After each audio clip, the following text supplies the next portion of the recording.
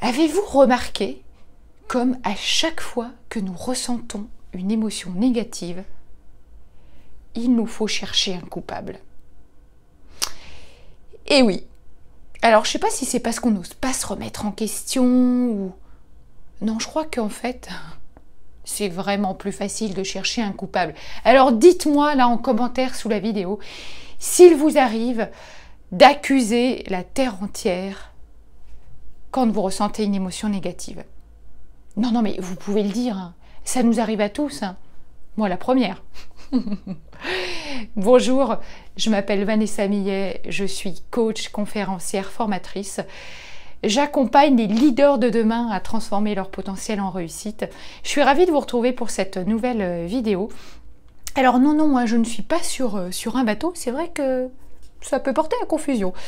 Je suis quelques jours en vacances à Biarritz et voilà, je profitais, justement aujourd'hui, il fait un temps pourri. J'en profite pour vous faire cette petite vidéo. Comment se forger un état d'esprit gagnant? Comment voir le verre plutôt à moitié plein plutôt qu'à moitié vide? Je vais vous partager quelques petites réflexions.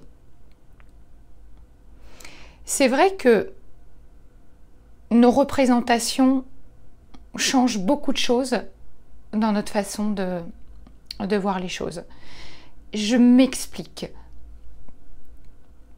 Nous ne sommes pas responsables des événements extérieurs qui peuvent nous arriver dans notre vie. Vous êtes en voiture, un chauffard vous double et vous fait une queue de poisson. Certes, vous n'êtes pas responsable de cet événement qui vous arrive. Par contre, vous êtes responsable de la façon dont vous allez réagir face à cet événement. C'est-à-dire quelles vont être vos pensées et vos émotions qui vont surgir à ce moment-là.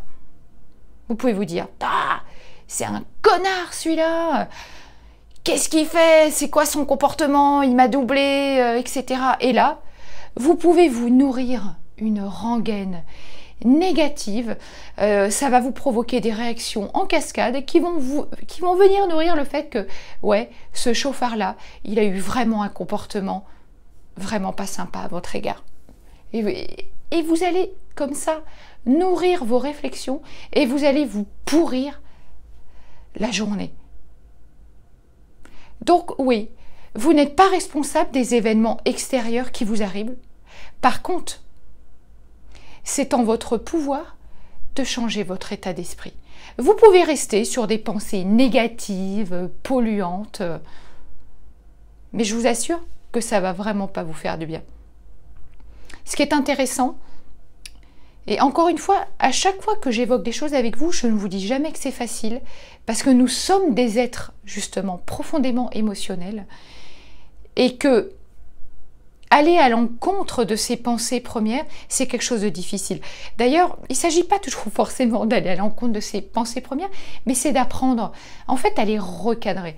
C'est-à-dire que oui, quand il nous arrive quelque chose de pas sympa, évidemment, la première réflexion, c'est de nourrir un flot de pensées négatives. Par contre, voilà, apprenez à très vite les recadrer. Et je vous assure que là, ça va vraiment vous faire du bien. Nous ne sommes pas responsables des situations extérieures que nous rencontrons chaque jour. Par contre, nous sommes responsables de l'état émotionnel dans lequel nous nous mettons. Donc je vous invite vraiment à chaque fois que vous rencontrez une situation comme ça qui vous crée un tumulte comme ça à l'intérieur, déjà de vous demander, mais qu'est-ce qui fait que, allez, si je reprends l'exemple du chauffard qui nous double et nous fait une queue de poisson, qu'est-ce qui nous met en colère dans cette situation? Parce que généralement, ça nous met en colère. Mais en fait, la colère, c'est une réaction secondaire. En fait, au départ, si on y réfléchit bien, on a eu peur. Et parce qu'on a eu peur, on nourrit tout un état émotionnel assez négatif et qui va nous polluer l'esprit. Mais en fait, la première émotion, c'est la peur. Et suite à cette peur-là, en fait, on a vraiment une réaction... en fait, on va avoir des réactions en cascade suite à cet événement-là. Donc l'idée, vraiment, c'est d'apprendre à chercher ce qui nous a mis dans cet état-là. Donc voilà, la peur, quoi, clairement. La peur. La peur nous agresse. Et donc, nous agressons à notre tour. Il est vraiment important d'apprendre à contrôler ses pensées. Ça, c'est vraiment une clé essentielle. Parce que vous savez, nous sommes responsables de l'état dans lequel nous sommes à chaque instant de notre vie. Comment se forger un mental de gagnant? Déjà, voilà, en apprenant à contrôler ses pensées, à ne plus se laisser submerger par le négatif, par des pensées polluantes, voilà.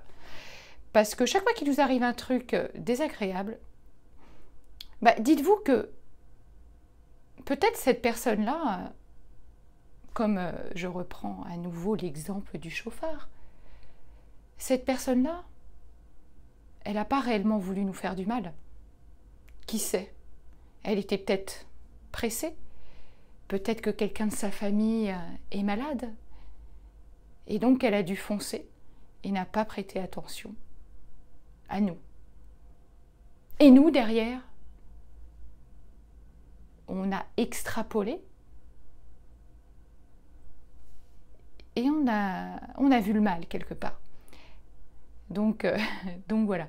Comment développer un état d'esprit gagnant? Apprenez à voir le positif dans toute situation, même les situations les plus casse-pieds. Voilà, il y a toujours un apprentissage à faire de ça. Entourez-vous de personnes positives, justement, des personnes qui vont toujours chercher à tirer le bénéfice d'une expérience. Faites de la visualisation. Forgez-vous le mental du tueur. Voyez-vous dans des situations win-win. Voyez-vous dans des situations où c'est vous qui gagnez. Comment devenir plus positif? Mais éliminez tous les mots négatifs de votre vie et remplacez-les. Votre bonheur, il est à l'intérieur de vous. Libre à vous de ne plus vous laisser polluer par toutes ces pensées parasites. Je vous dis à très vite. Je vous souhaite une excellente fin de journée pour ceux qui me regardent maintenant. Une très belle journée pour ceux qui regarderont la vidéo plus tard. Et une très belle soirée. Merci, à bientôt. Ciao.